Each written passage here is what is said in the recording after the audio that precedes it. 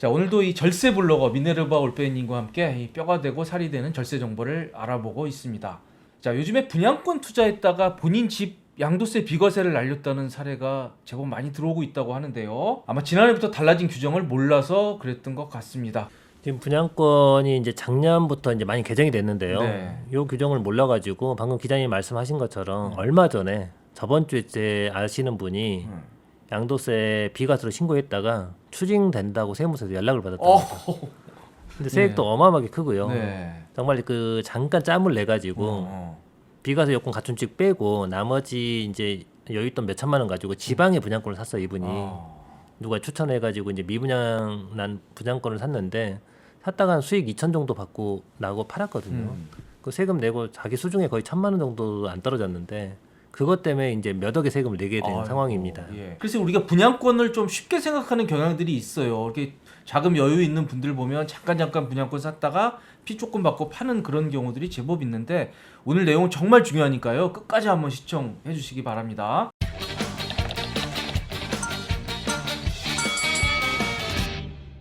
우선은 이제 분양권에 대해서 여러분이 알아두셔야 될 내용이 분양권이 이제 다른 주택의 비과세나 중과 여부 판단할 때 또 취득세 중과 여부 판단할 때 청약 요건 판단할 때 이제 주택수에 포함된다는 겁니다. 이거는 입주권하고도 좀 비교해서 좀 봐야 될 것 같아요. 네. 원래 분양권과 입주권은 뒤에 이름에 권자가 들어가 있잖아요. 저게 권리라는 겁니다. 권리. 주택을 취득할 수 있는 권리죠. 네. 그러니까 엄밀하게 따지면 주택이 아니에요. 아니기 때문에 이제 비과세나 중과 여부 판단할 때 주택수에 안 들어가야 정상이거든요. 근데 이 분양권과 입주권이 주택수에 안 들어가다 보니까 이 투기 수요에 이제 온상이 돼 버렸죠. 그래서 정부가 이제 규제를 가하기 시작합니다. 조합원 입주권은 저번 노무현 정부 때부터 주택수에 포함을 시켜 버렸습니다. 그때 이제 입주권 투기 열풍이 불었거든요. 네. 그래서 2005년 6월부터 주택수에 포함이 돼 가지고 조합원 입주권은 비과세, 중과 그다음에 취득세 중과 여부 판단할 때 다 이제 주택수에 포함이 됩니다. 청약 요건 판단할 때도 포함되고요. 근데 분양권은 여태까지 제외되고 있었거든요. 제외되고 있다가 이제 분양권도 주택수에 포함을 시켜버렸습니다. 제일 먼저 포함시킨 게 이제 청약 요건 판단할 때 포함을 시켰고요.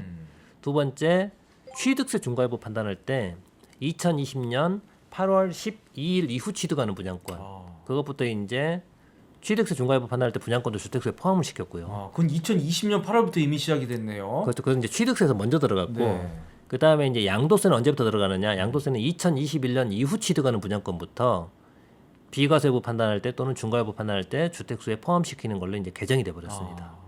그렇군요. 그러니까 저게 시작된 시점이 조금 다르니까요. 저 표를 좀 잘 보셔야 될 것 같고요. 자, 그리고 또 굉장히 관심 많은 게 이게 청약이에요, 사실. 세금도 세금이지만 분양권 잠깐 샀다 팔았다 한 게 청약에 과연 영향을 미칠 것이냐 이거 굉장히 질문들 많이 하시는데 어떻게 됩니까? 요게 예전에는 이제 약간의 문제점이 있었습니다. 예전에는 저 청약 요건은 사실상 무주택자만 청약이 가능하잖아요. 그죠. 그 청약 요건 판단할 때 예전에는 분양권이 주택수에 안 들어갔습니다. 그러니까 어떤 문제가 생기는 거냐? 내가 이미 이제 분양에 당첨이 돼서 분양권 하나 가지고 있었어요. 가지고 있는데 저 분양권이 청약 요건 판단할 때 안 들어가니까 또 청약을 넣을 수 있는 겁니다. 그래서 또 당첨되는 분들이 있어요. 그 분양권은 이제 당첨 2개 가지고 있는 분양권 당첨이 이제 돼서 2개 가지고 있는 분들이 계셨다는 거죠. 네. 이게 사회적으로 이슈가 되니까 2018년 12월 11일부터 개정을 해가지고요. 2018년 12월 11일 이전에 분양권을 가지고 있는 분들은 청약 요건 판단할 때 주택수에 포함을 안 시키니까 한 번 더 당첨을 받을 수 있었고요. 2018년 12월 12일 이후 분양권을 구입한 분들 있죠. 이런 분들은 청약 요건 판단할 때 저 분양권도 주택수에 넣어버립니다. 그러면 이제 다음에 청약 자격이 없어지는 거죠. 이렇게 이제 바뀌었고요. 그다음에 저기에는 이제 안 나와 있는데 줍줍이라고 들어보셨나요? 네. 줍줍. 줍줍. 예. 뭐 싼 걸 이렇게 줍는다는 개념인가요? 그런 개념은 아니고요. 네. 이제 분양을 했는데 미분양 난 아파트들 있죠.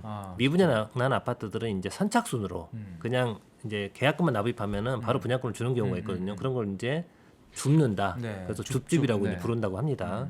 그런 이제 줍줍으로 취득하는 분양권들은 청약 요건 판단할 때 주택수에 안 들어갑니다. 지금도요. 예. 네. 왜냐하면 거기는 이제 미분양이 나가지고 그런 걸 빨리 해소하게 도와줘야 되잖아요. 그런 것들에서 규제를 가해버리면 안 되니까. 그리고 이게 분양권이라는 게 뭐 오래 가지고 입주를 하는 분도 계지만 이 재테크 차원에서 잠깐 샀다 파는 경우 많잖아요. 그렇죠. 이런 경우에도 세율이 세죠. 그렇죠. 이제 분양권은 이제 단기 양도세율이 있거든요. 네. 분양권 단기 양도세율은 1년 이내 처분하면 70%고요. 1년 지나고 이제 잔금일 전까지, 그러니까 주택 취득하기 전까지 팔면은 60%입니다. 거기 10%씩 이제 지방소득세가 따라붙잖아요. 그러니까 1년 안에 팔면 77%. 아이고. 그다음 1년 지나면 66%입니다. 네. 그래서 이제 분양권이 지방에 가 보면은 다운 거래가 아직도 많습니다.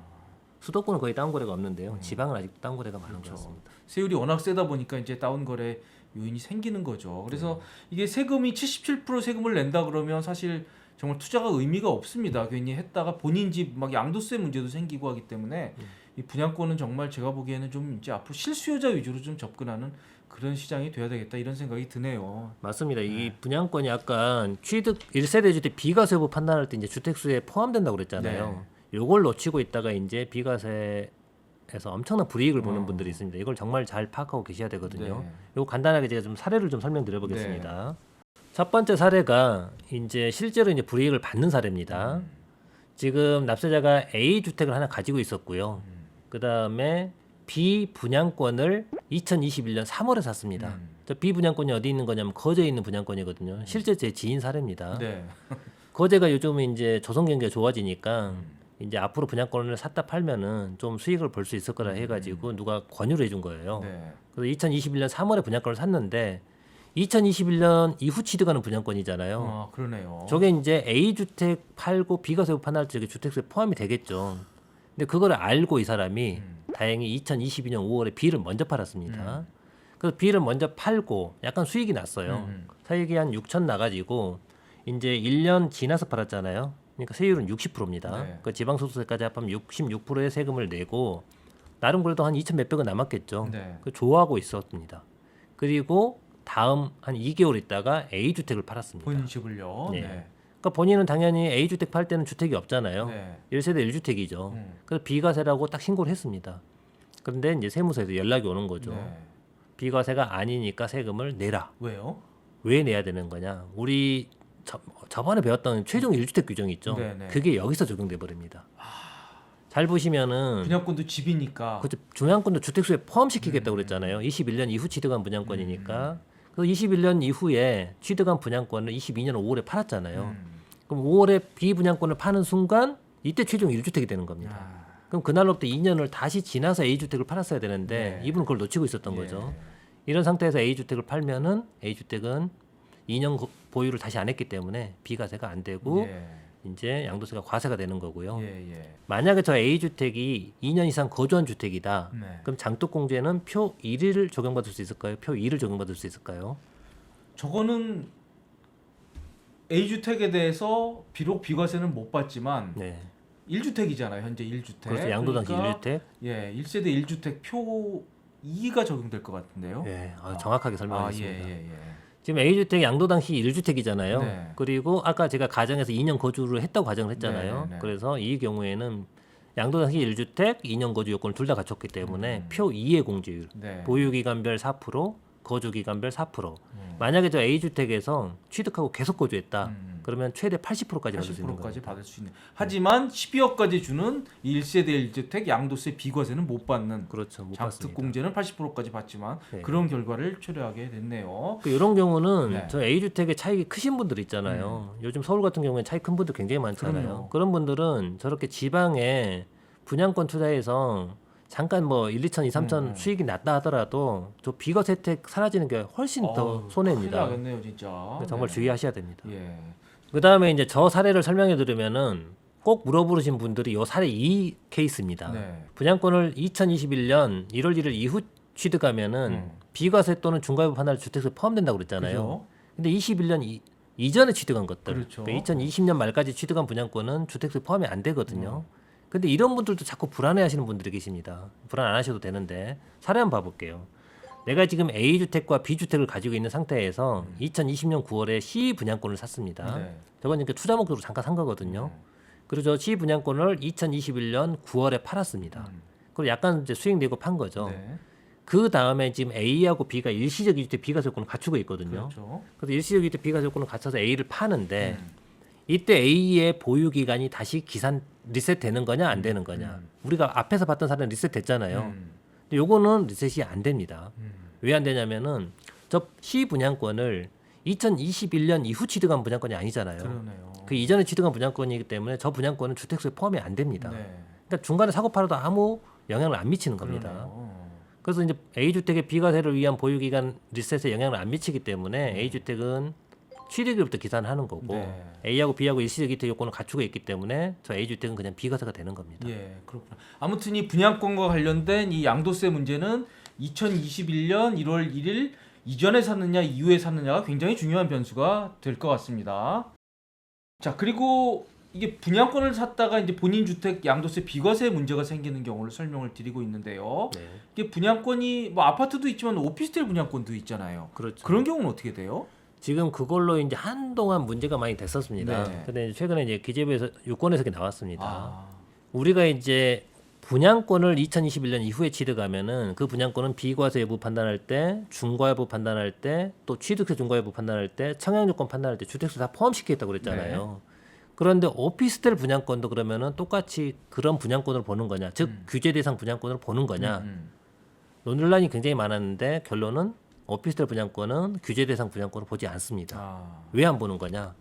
우리가 오피스텔은 원래는 건축법에 따르면은 업무 시설로 돼 있습니다. 주택이 아니에요, 그거는. 그런데 우리가 준공되고 나서 주거용으로도 쓸 수가 있는 거죠. 그렇죠. 근데 그 나중에 준공되고 나서 주거용으로 쓸 건지 아니면 업무 시설로 쓸 건지는 준공된 뒤에 하는 거지 분양권 상태에서 모르잖아요. 근데 그걸 미리 예단해 가지고 나중에 주거용으로 쓸 가능성이 높으니까 미리 예단해 가지고 이걸 주택 분양권을 보겠다. 이거 말이 안 되잖아요. 그래서 이번에 이제 나온 기재부 유권 해석에서는 오피스텔 분양권은 규제 대상 분양권이 아니다. 아, 그러니까 이제 오피스텔 분양권을 먼저 사고 팔았잖아요. 그 다음에 주택을 팔면은 보유기간 리셋이 안 된다. 안 된다. 그냥 취득일부터 가는 거다. 이렇게 생각하시면 될 것 같습니다. 그러니까 한마디로 오피스텔 분양권은 뭐 사도 본인 집 양도세 비과세에 뭐 영향을 미치지 않는다. 뭐 혜택은 유지된다. 이런 설명이네요. 그렇습니다. 예. 물론 근데 앞으로 이제 또 오피스텔 분양권이 뜨거워지면 이것도 아마 규제할 겁니다. 네, 당연히 그렇고요. 아까 제가 사례 2를 설명을 드렸는데요. 네. 사례 2 케이스는 뭐였냐면은 내가 이 주택을 가지고 있는 상태에서 2020년에 분양권을 샀습니다. 그러니까 그 2020년에 취득한 분양권은 주택세에 안 들어가는 분양권이잖아요. 근데 그걸 팔고 나머지 2주택이 일시적 2주택인 경우였고요. 요 케이스는 지금 A, B 주택 두 채를 가지고 있는 상태에서 C 분양권을 샀는데 이 C 분양권이 2021년 이후 취득한 분양권입니다. 네. 그럼 2021년 이후 취득하는 분양권은 다른 주택의 비과세 후 판단할 주택에 들어가 버리잖아요. 그렇죠. 그래가지고 그거를 21년 9월에 먼저 팔았어요.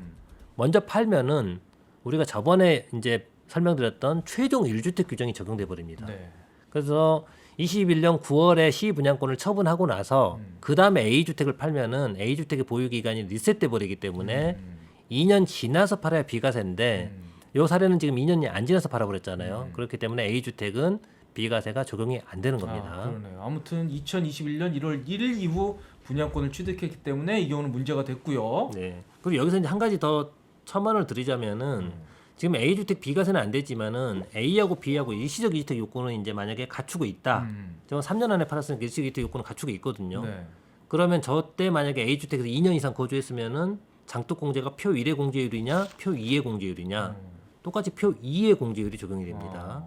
최대 80%까지 되는 그거요. 그렇죠. 왜냐하면은 일시적 2주택도 1세대 1주택으로 보는 특례거든요. 그래서 저거는 A주택은 1세대 1주택으로 보는 주택에 해당이 되고 네. 2년 거주를 했다고 그랬기 때문에 표 2의 공제율이 적용이 되는 거고요. 네. 이제 요렇게 제가 쭉 설명을 드리면은 많은 분들이 이걸 물어보십니다. 아니 분양권이 2021년 이후 취득하면 이제 주택수에 포함돼 버린다고 하는데 예전에는 우리가 주택 하나 가지고 있다가 분양권을 사면은 이 분양권이 나중에 잔금치로 주택을 바뀌잖아요. 그럼 이 두 개 일시적 이택 비과세 받을 수 있었거든요. 근데 이제는 일시적 이택 비과세를 못 받아요. 왜냐하면 이 분양권도 주택수에 들어가 버리니까. 그럼 이런 경우에 일시적 이택 비과세도 안 해주면은 문제가 있는 거 아니냐? 어떤 게 문제가 있겠어요? 예를 들어서 내가 1주택을 가지고 있는데 내가 이사 가기 위해서 집을 사는 분들도 있지만 곧 집으로 바뀔 권리를 사는 분들도 그렇죠, 있잖아요. 있죠. 그게 분양권이잖아요. 이건 투기 수요는 아니죠. 그렇죠. 근데 이제 일시적 이택 비과세를 안 해주겠다는 거예요. 이건 문제가 있다. 그래서 기재부가 올해 시행령을 개정해가지고 특례를 하나 만들어줬습니다. 그 특례를 제가 간단하게 좀 설명드리겠습니다. 요 사례 한번 보겠습니다. 납세자가 지금 압구정동 현대아파트를 하나 가지고 있고요. 2021년 5월에 분양권을 하나 샀습니다. 네. 그러면 이제 개정된 내용에 따르면 저 비분양권은 주택수에 포함이 되는 거잖아요. 그런 경우에 저 비분양권을 취득한 날로부터 3년 안에 주택을 팔면은 똑같이 저 주택을 비과세를 해줍니다. 아, 이게 예전에 일시적 이주택 규정과 똑같이 되어 있습니다. 그러네요. 같네요. 예. 네. 그러니까 종전주택 보유한 자가 일시주택 규정이 1년 띄우고 신규 주택을 사야 되잖아요. 네. 여기는 1년 띄우고 분양권을 사야 분양권을 살 됩니다. 경우에. 그리고 네. 분양권 취득하고 3년 이내에 종전주택을 팔면은 음. 1주택 1분양권 특례를 적용해 줍니다. 비과세를 해준다는 거죠. 아, 네. 근데 만약에 저기가 압구정 현대아파트는 당연히 서울이니까 조정대상 지역에 있는 주택이고요. 저 비분양권이 조정대상 지역에 있는 분양권이다. 그럼 일시적 이주택은 1년 안에 정전주택을 팔아야 되잖아요. 그렇죠. 저 경우는 1년 안에 팔아야 될까요? 3년 안에 팔아야 될까요? 글쎄요, 1년 안에 팔아야 되지 않을까요? 1년 안에 팔아야 될 것 같은데 네. 저기서 1년 안에 팔라고 하면은 저거 팔고 어디로 이사 가겠어요? 그렇죠. 갈 데가 없잖아요. 그래서 똑같이 3년 안에 팔면 됩니다. 음. 저기는 1년 규정이 없습니다. 그러네요. 예. 1주택 1분양권은 분양권 취득하고 3년 안에만 팔면 됩니다. 그러니까 일시적 2주택을 활용하기 위해서 분양권이 되려 조금 유리한 측면이 있네요. 그렇죠. 예. 그런데 문제는 분양권을 내가 사고 나서 3년 안에 종전주택을 팔면 비과세를 해주는데 네. 그럼 팔고 나서 내가 저 비분양권에서 바뀌는 주택으로 이사를 갈 거잖아요. 네. 근데 저게 만약에 3년 안에 준공이 안 되면 어떻게 할까요? 그런 경우 많겠죠. 많죠. 네. 어떻게 뭐 호텔에 살아야 되나요? 그렇죠. 그게 이제 문제가 있잖아요. 네. 그래서 다시 특례를 하나 더 만들어줬습니다. 아이고. 그게 이제 사례 5에 나오는 사례입니다. 네. 사례 5를 한번 보겠습니다. 똑같이 이제 내가 압구정도 현대아파트를 하나 가지고 있었습니다. 그리고 이제 새롭게 이제 이사 가기 위해서 분양권을 하나 샀습니다. 근데 그 분양권을 2021년 이후에 취득한 거예요. 그리고 나서 원래 3년 안에 현대아파트를 팔면 비과세였는데 저 분양권이 이제 3년 안에 준공이 안 되는 거예요. 네. 그럼 나중에 나는 준공 될 때 파는 게 제일 최선이겠죠. 그렇죠. 근데 그게 3년이 지나버렸습니다. 그때는 어떻게 하면 되는 거냐? 저 비분양권이 준공이 됐다. 그러면 그 주택 준공일로부터 2년 안에만 정전주택을 팔면 비과세 해줍니다. 네. 대신 이때는 사후 관리가 있어요. 요게 진짜 네가 실수의 목적의 취득인지를 입증을 해라. 어떻게 입증하면 되는 거냐? 준공된 날로부터 2년 이내에서 비주택으로 전세대원이 전입을 하고요. 그 집에서 1년 이상 거주를 해야 됩니다. 요게 사후관리 규정이거든요. 전세대원이 다 전입을 해야 되는군요. 예. 네. 그러니까 다시 한번 정리해 보면은 종전주택 가지고 있는 자가 분양권을 사고 3년 안에 팔면은 그냥 비과세였고요. 그렇죠. 혹시 3년 지나서 팔 때는 신축 주택이 준공되고 나서 2년 안에만 정전주택을 팔면 먼저 비과세를 해주고 그다음에 사후관리를 적용해서 네. 준공된 신축 주택으로 2년 이내 전세대원이 전입을 가서 그 집에서 1년 이상 계속 거주를 해야 됩니다. 이게 굉장히 좀 복잡하고 헷갈릴 텐데요. 잘 네. 보면 나름대로 합리적인 이유들이 있습니다. 그래서 네. 이게 해당될 가능성이 있는 분들은요, 이 영상을 좀 반복적으로 시청해 주시면 큰 도움이 될 것 같습니다. 자, 저희는 지금까지 지난해부터 달라진 이 분양권과 관련된 세금 문제를 자세히 살펴봤습니다. 시청해 주셔서 감사합니다.